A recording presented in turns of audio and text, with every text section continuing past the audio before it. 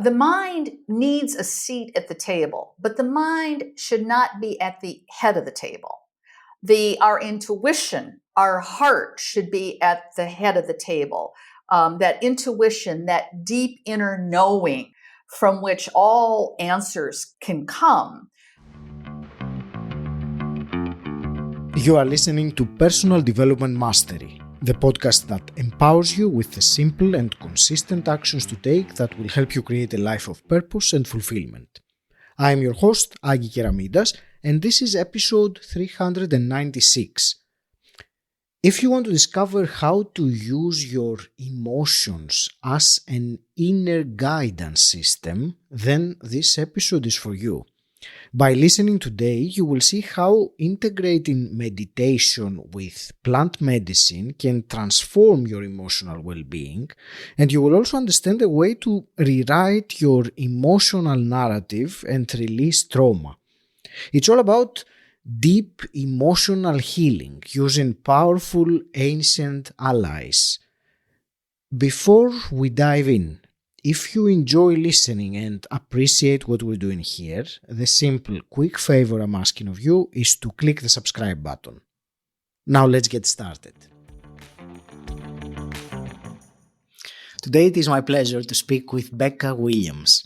Becca, you are an experienced emotions therapist and plant medicine facilitator with expertise in emotional and trauma recovery. Through your innovative emotional liberation therapy, you blend ancient healing modalities with Western neuroscience and Psilocybin microdosing in order to guide individuals on transformative journeys of self-discovery and trauma recovery. Becca, welcome to the show. It's such a pleasure to speak with you today. Thank you, Agi. It's so nice to be with you also. Becca, today I'm looking forward to exploring with you, first of all, our emotions, and you talk about the inner guidance system of the emotions. So that's a topic that I really want to explore with you. But also how plant medicine, and in particular psilocybin and microdosing of psilocybin, can assist with, as you call it, emotional liberation. So before we go there, I would like to hear a little bit about your the shift in your life and your career. You know, I know that you used to be a journalist and doing radio, and you turned into healing and a very different line of work. So tell me a bit about that shift. So let's see, I'm going to try to give you the abridged version, but I came into this life with a difficult childhood.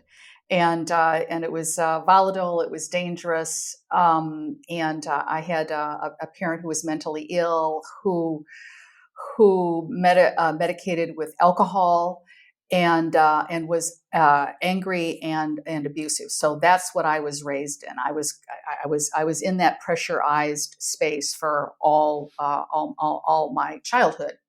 And so coming out of it, there was a lot of trauma associated with that. Of course, when we're young and, we're 16, 17, and we know that we feel yucky, but we can't really connect the dots. And actually beyond that, as a young adult and into adulthood, I searched. I looked under a lot of rocks to feel better, from the Western approach, which is talk therapy, and to spirituality and meditation. But all of those things did not work for me. And there was this draw. It hurts because the anxiety in being, going out or interacting or whatever. But at the same time, Augie, it was such a strange thing that growing up, I was I was rejected. I mean, I was neglected. I was abandoned. The message for me growing up was that I was inconsequential and unworthy. And so it was beaten into me, right? And so for me growing up, I needed as much attention as possible. As human beings, we're looking to avoid rejection and seek approval. And so this is what I was doing. And so I was a writer. In school, I studied journalism, and in college, I studied journalism. And I found television. I found television news. So even though I loved to write, I found that when I was on television, right, that I got attention. Oh, Becca, you're so smart. You look so good. You write so well. And so, because I had no internal resources. So even though I loved being a journalist, and we have to look at this, right, as far as our professions are concerned, that there's always a part that we're attracted to, but what's the other piece? What is the underlying piece? And for me, it was getting that attention. So I really struggled for decades getting that attention. And I was, in therapy. And so about 10 years ago, this work called Emotional Liberation found me. And it was about feeling into how I was feeling and why I was feeling it and what do I need to do about it. And there was neuroscience involved, but it really leaned and leans heavily on yogic science and the Kundalini tradition, which is a very active, expressive form of meditation. I call it the unmeditation meditation, essentially. And what it does, it just goes in and stirs up these emotions that are tethered to the trauma. This is what we learn in yogic science, yeah? And we're able to stir that up so that we're able to process it and release it. And when I started doing this in 2014, I went into it with the creator and developer of the work, who's been a longtime mentor for me now, among many other important mentors. But I studied with him for 5 years, and I was certified as one of his first students because it's so new. He wrote the book called Senses of the Soul in 2013, and then I engaged with this in 2014. And once I was able to heal myself from these emotions that I was a slave to, because, something would come out of left field. Somebody would say something, somebody would do something, or an errant thought, and I was off to the races. And I did not want to live like that anymore. As people who do live like that, no, I don't want to live like that anymore. So once this started, what can I say, evaporating, I saw life through a whole new set of eyes. Augie, I was reset. I was reset. And coming out of this, I was producing a television show at the time. I said, "Oh my gosh!" I'm looking around and I'm seeing these burning bodies of people who are who are wrestling with trauma. And it's like, oh my God, I have something that can help these people. And so I really did. I said, I don't want to do that anymore. I want to do this. So I have carved out a practice over the last 10 years in doing this work. I highlighted the word reset that you said towards the end, but also before I move on, there is one question that comes to mind. You said at some point that you had tried all sorts of different things and they were not working for you. And my quick question is, what would you say to someone listening right now that finds themselves in that spot, that they have tried all sorts of things as far as they are aware, but still they don't feel they have made much progress in terms of, releasing any burden or whatever it is that troubles them in the subconscious? What would you tell them? Well, I could tell them that there's hope, that you don't have to feel this way. And I would certainly mirror to them what I went through. And, that old line about the teacher appears when we're ready. I probably massacred that quote, but you get the gist. We get the gist here.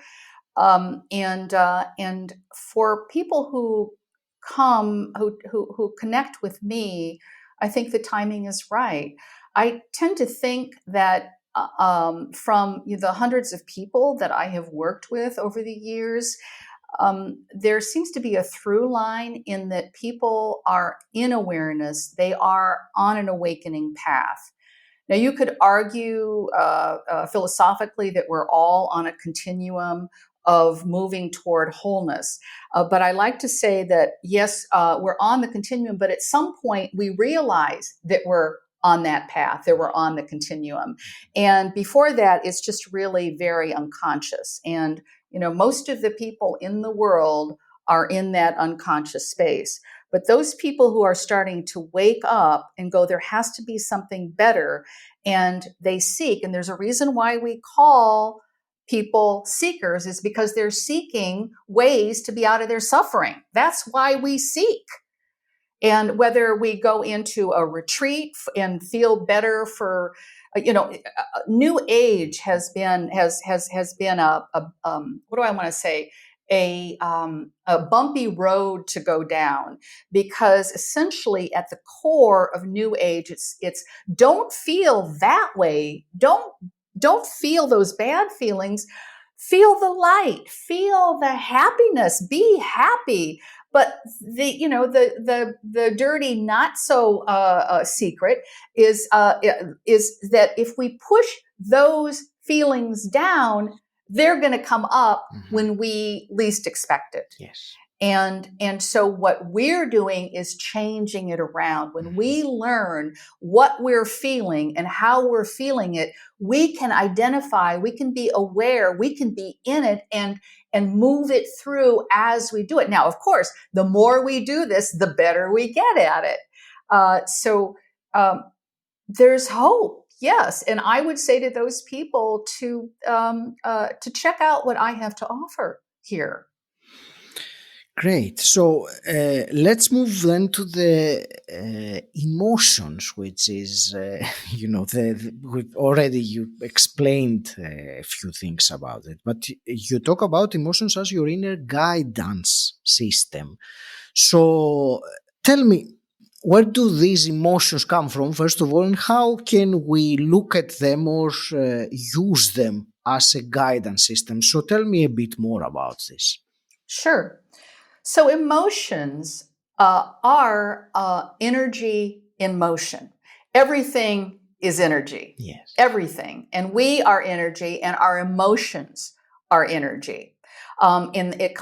Emotion comes from French that actually reaches back into Latin. And I'm forgetting exactly what that Latin term was, but it meant instability, agitation with relation to those emotions. So to be able to identify them is very important. And there is a trend out there today where there's sort of a beginning to understand, oh, you need to be with your emotions. And it's sort of this generic kind of delivery. And so the work we need to do is, so often people do not know what they're feeling. And so we have a palette of 7 difficult emotions. There's families within the 7. So for instance, one of the biggest, of course, is fear and anxiety. So fear and anxiety is a family. Nervousness is a form of fear. Then there's fear, there's anxiety, panic, terror. That is all a family of fear. And so we want to understand that when we're in terror, we are very fearful of something. And when we have a panic attack, we are scared. The bejesus has been scared out of us because we fear something. And so many of us have been stuffing this for years that we don't know what we're afraid of. And a lot of the stuff that we're afraid of is old stuff that we can let go, but we don't know that. We don't know that until we go in. So this palette of difficult emotions is, so it's fear and anxiety. We have anger and depression, sadness. Desire is an interesting one. And desire is because we don't think of it in terms of an emotion, but desire is a very important emotion. In fact, it's the mother of all emotions because we have to have a desire for something in order to do it. So for instance, gee, I want to pick up this pen and write with it. That's a desire. I want to have a loving, reciprocal, respectful relationship is a desire. But we don't know and have been never taught how to get that. So desire is about neediness. And there's, that's when we're needy, that just feels really yucky. And we strike out. Is this what I need? Is this what I need? What about this? And we don't know. So we need to back up and be very focused on what we desire. And the last two is guilt. And the last one, but a very important one, is shame. And so shame is, everything underneath that. It's rejection. It's a sense of unworthiness. It's a feeling of not belonging, however you want to put it. A lot of people don't want to say I suffer from shame because it's such a shame, right? So we kind of dance around it. But that whole category is really shame. If you enjoy this episode, can you think of one person that would find it useful and share it with them? I'd really appreciate it. It helps the show grow and you will also be adding value to people you care about. Thank you. And now let's get back to the episode. Thank you for this explanation of those 7 different, difficult, as you said, emotions. Yes. And focusing on this particular, the difficult emotions rather than the, let's say, the positive or the other ones.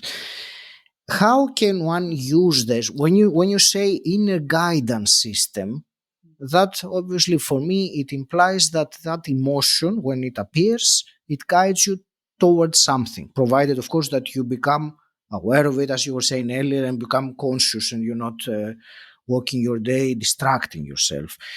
Bingo.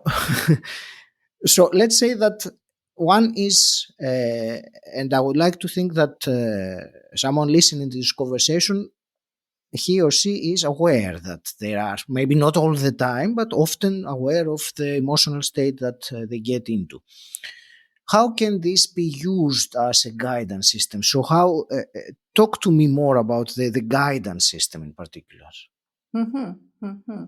So this is where the meditation comes in, which in Kundalini is a combination of meditation, breath work, and movement that we use. We have about 60 different practices that we use that correspond to the various emotions. It's a brilliant system. It's a brilliant system hailing from all these yogis, sitting in caves, meditating for all of this, for hours a day, and then hand it down. Let's see, where was I going with that? I lost my train of thought. Let's see. Where was I, Augie? You were about to explain about the inner guidance system of yes. the emotions. So, thank you. So, importantly, what happens is the mind needs a seat at the table, but the mind should not be at the head of the table. Our intuition, our heart should be at the head of the table. That intuition, that deep inner knowing from which all answers can come. But the mind, we have been, that's why talk therapy is not particularly effective, because I remember for the years that I was in talk therapy, I'd be driving, to the therapist and thinking, what am I going to talk about today? And you cannot heal from up here. You have to heal by dropping in and being in touch here. And the beautiful thing that the developer and creator of emotional liberation gave us, and that is, his name is G.M. Khalsa, is the understanding, and we are like in the Stone Ages as far as emotions are concerned. It's amazing. I think it kind of got lost in that divergence of religion and science. Somewhere it got lost there. but when we are when we can go inward and be in touch with these emotions, it's a bridge to our soul. So think of it in these terms, that the difficult emotions that are coming up are asking us to be in touch with our soul. And so how do we do that? We need to go quiet, but like so many of us, and it's, the big, all over, right? Meditate, meditate, meditate. Well, I got to tell you, I did Buddhist meditation, Kabbalah meditation, kind of freelance meditation. And I just couldn't, I had this pounding thoughts. And then of course the answer is, well, you just have to sit long enough where the pounding thoughts quiet down. That never happened to me. I mean, I did, retreats. I did silent retreats. I did weekend retreats where, you're just sitting on the cushion and breathing, and it never helped me. But I think that a lot of it has to do with this busy, distracting world out there. And so we're running. And then it's like, okay, you need to meditate, sit down, put your butt on the pillow and shut up and go inward. And that's really hard for a lot of people in our culture. It was very difficult for me. So when I encountered this work, what happens is that we first feed the mind about the emotions, talking to our mind about the emotions, so they know that this is what we're going to be doing. And then, so for instance, in my coursework, what I always do is where I lecture for one session, and we meet twice a week, and then the other session we practice, and so that the practice is where we go inward, and we do this work where we're moving, where we're breathing, and the important piece is that we're here.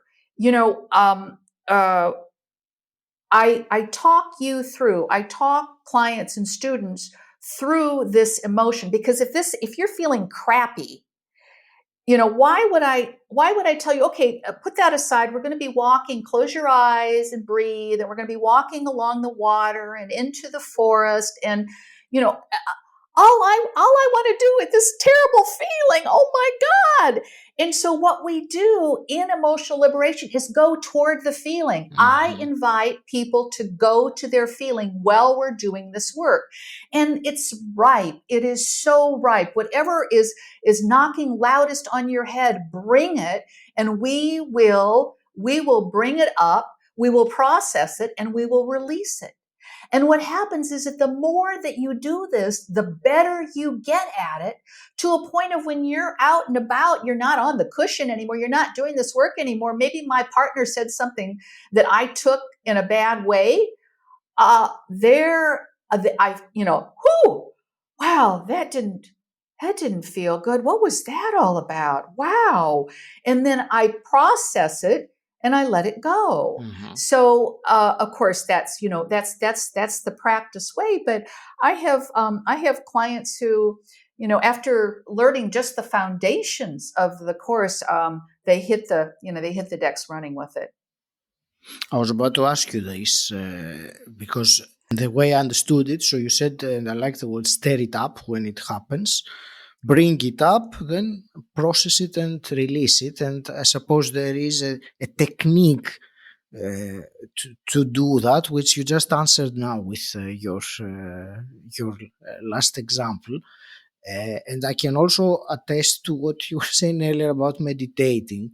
When you have a bout of anger, or the last thing that you will do is sit down and meditate, because it is completely against how you're feeling, and it tends to consume you, if that is I like that word. Yes, it tends to consume you. Yeah, overwhelm is another word for different emotions. It takes over anyway even your rational thinking at times, especially with anger, but I think no with question. other emotions. Yeah. We go back to that when the hurt was inflicted. Let's say in our childhood, for instance, and we haven't processed it. When my partner says something to me that is reminiscent of what my mother used to say to me, I go back to being that 6-year-old with my partner. Because I haven't released that stuff yet, and it's coming up now, so that I have another opportunity to release it. What an intelligent, biological, and spiritual being we are. We certainly are, and in a way, it's a shame that we have been told all these other things about emotions and how they are. And you were saying earlier about go and be happy all the time, or which is. That's how many of us, or most of us, have been. I use the word programmed while we were. And it oftentimes started out when we were babies or when we were children. Because if you don't have something, if you don't have something to say, little boy or little girl, that is happy or good, if you're going to complain or you're going to cry or whatever, I don't want to hear it. I do not want to hear it. So. Consequently, some of my most popular workshops are on anger, and most of the people who turn out for them are women. And what happens is that we have been told to be small, to stay small, and that takes its toll. And a lot of this is the anger comes up. It's a ready, hot emotion, like an armor that comes up because there's a huge, deep hurt underneath that, and it's so much more painful to feel the hurt than the anger. And there's different ways of people getting angry. There's the outward, the nuclear option, and then there are those who go inward, and it might be complaining or grumbling or that sort of thing. Extroverted, passive. And so what we need to do is settle down the anger so that we can actually give the hurt that comes up some time and attention. Thank you. That's useful. And Becca, another element with this, the approach of emotional liberation therapy, from what I understand, is psilocybin microdosing. Can you first tell me what led you to combine those two? Yeah, it's a great question, Augie.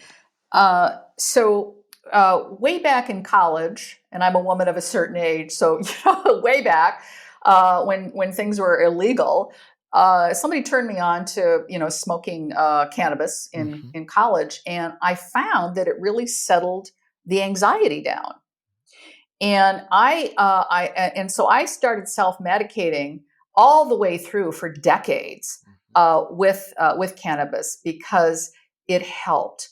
The only issue with that, and I have a particular what do I want to say, protocol when I work with people with cannabis, because I started out doing cannabis elevation service ceremonies in Denver, where of course cannabis is legal before the psilocybin. And but what happened for me was that once I was no longer under the influence of the cannabis, then these emotions would come back. So it was palliative, but it wasn't enduring or permanent. And so fast forward to 2014, when I was introduced to emotional liberation and this work, and it was an online program with about 12 of us in it. I like the small groups also. I try to keep them small so that there's personalized attention, because these are delicate matters that we're talking about, right? So I started doing just a little bit of cannabis with the practices, and I let my teacher know, and he said, "Well, you do that, Becca. That's not my thing. I don't do exogenous." I said, "Well, so what happened in this program over the year and the second year, is that it felt, compared to the others, that my progress was accelerating." That I was able to move these things through faster, and that feeling of it's very important that you don't get stoned. That you need to. That's why I always talk about a 2-to-1 CBD to THC or 1-to-1, because the CBD in research shows that it calms the fight or flight syndrome. And so by virtue of that combination, it's great, because then the THC comes in and amplifies the feeling that we're working with. And so it was that's how I started out with people, with the cannabis. And of course, always in my course, always teaching people how to do it. And then about 3 years in, I realized personally, in yogic science, we have various bodies, and including the ethereal body and the emotional body. And you won't hear this in hardcore Western science, but I believe we know now, this is science, that trauma is lodged in our body, in the tissues of our body, in our nervous system. And of course, the question is, well, how do we get that out? Well, what I found is that I moved through all this stuff, but the last thing, and I see this in a lot of people, is shame. And I have this little bit of shame that can come up, and I believe it's just deep. The layers in my in my body, in my energetic body, is deep. And so I started working with a little bit of psilocybin. And it went deeper. I love cannabis. I love it as a medicine. I mean, you could say that all cannabis is medicine. Even when somebody does it just for relaxation, or going out and watching the sunrise, or whatever it is, that's all for well-being. And so this idea that we're going to pocket cannabis into medical and recreational or adult use, as we call it, is absolute, or spiritual. I mean, that's my bailiwick, is spiritual use of cannabis. But the idea that it's not just one big wonderful medicine, whatever it takes to get it legalized, I digress. But anyway, I started doing the microdosing, and I felt this very stubborn layer percolate up and was released. And it was, whoa.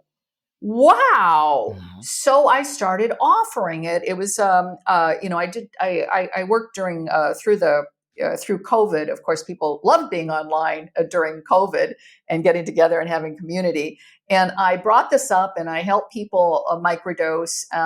And the results were nothing short of game changing. And so, the beautiful part about emotional liberation, it is a contained system, a method in and of itself. People do it without any kind of exogenous substance. But when you add the plant medicine very judiciously, it accelerates the progress. And so that's why I include it in my work. That's fascinating. The whole thing that you said, first about the cannabis, and then about the psilocybin, and how it accelerates this process, as you say. And there was a phrase that I remember reading in your description. You refer to it as a psychic vitamin. So I like that. Well, I'm trained as a clinical nutritionist. I'm a registered dietitian. I do like supplementation, and so it makes sense. Great. Becca, this is a truly fascinating conversation. There is so many things there that I believe we just started uncovering, but again, it is enough for someone listening to take the next step, whatever that is. And speaking of that, where would you direct the listener who wants to find out more about you and what you do? I would just direct everybody to go to my website, which is so easy. It's myname.org. So it's beccawilliams.org. I'm on all the social media, but you ask anybody who's worked in the space of cannabis, social media for cannabis is really dicey. They cancel you, they shadow ban you, they just bottleneck you. So I always invite people to go directly to my website because that's where it all is. There are still so many prejudices and misconceptions and things that come from 100 years ago. They still are within us, but I believe there is more awareness and more enlightenment about the true nature of all these things, and even referring to cannabis as plant medicine, as you did earlier, which of course it is. Even that changes completely the way someone perceives it versus if you tell them it's a drug or a narcotic or whatever else. Anyway, regardless of that, that was the word use too. We try to stay away from the word use, cannabis users, psilocybin users. Yes. In a way, we are now computer users because we're having this conversation.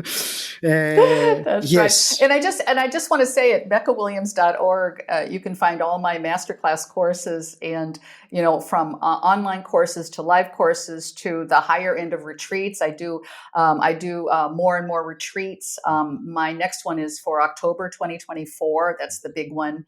And you can find all the information on the website as well. That's great. Becca, before we wrap up today, I have two questions, quick questions that I always ask my guests. And the first one is, what does personal development mean to you? Personal development means an enlarged awareness of what we're doing and how we're doing it. So it's more about being than doing. And once we are so sensitized to working with our emotions, we just surf the waves of uncertainty with grace and perseverance. And it's a beautiful place to be. And a hypothetical question. If you could go back in time and meet your 18-year-old self, what's one piece of advice you would give her? Honey, it's going to be all right. You're going to be in a good place. Just hang in there. Becca, I want to thank you very much for this conversation. I really enjoyed it, and I think we covered a lot in such a short amount of time. I want to wish you all the very best with what you do, both personally and professionally, and all the other elements that you combine. I will leave it to you for your parting words. Ideally, what I would like is some actionable parting wisdom for the listener. Actionable parting wisdom. I think what anybody can do to introduce into their lives right here is something that I call do-overs. So it makes you very aware of interactions. You can start with your partner, a very good friend. You both have to be on the same page and agreement. But if I snap at you, Ari, and Augie, if I snap at you, Augie, you can either say, Becca, that didn't feel good. I'd like to have a do-over. Or if I snapped and realized the error of my ways, I'd want to come back to you and say, you know what, I'd like to have a do-over on that. So my partner and I do this a lot, and it really smooths out our relationship. Where if somebody is grumpy or grouchy or short, right, one of us can, and it builds on one another. The other day I found that he was grumpy and said something, and then I said something, right? And about 10 minutes later, I realized how I reacted, and I brought it up and said I wanted a do-over. So he actually took his part where he was grouchy and redid that, and then I redid that, and it brings smiles. Sometimes it brings laughs and giggles, but importantly, it brings deeper respect between people. It certainly does. Thank you so much. I will. The do-over, as you said, it is such an intriguing concept to do. I think maybe from how I imagine myself doing it now, the challenge possibly would be when you offer that you want to do a do-over and the other person, because of what has happened, have gone into their own story and response. Right. So that's it is both people would have to agree to do that. When one offers the do-over, the other to step out of the ego trip that they maybe have gone into and get present again. So thank you. And it's a blanket policy between two people that you can do this anytime. It has to be that way. And before I end today's episode, if you enjoy this podcast, can you think of one person that would find it useful and share it with them? I'd really appreciate it. It helps the show grow and you also add value to people you care about. Thank you. And until next time, stand out, don't fit in,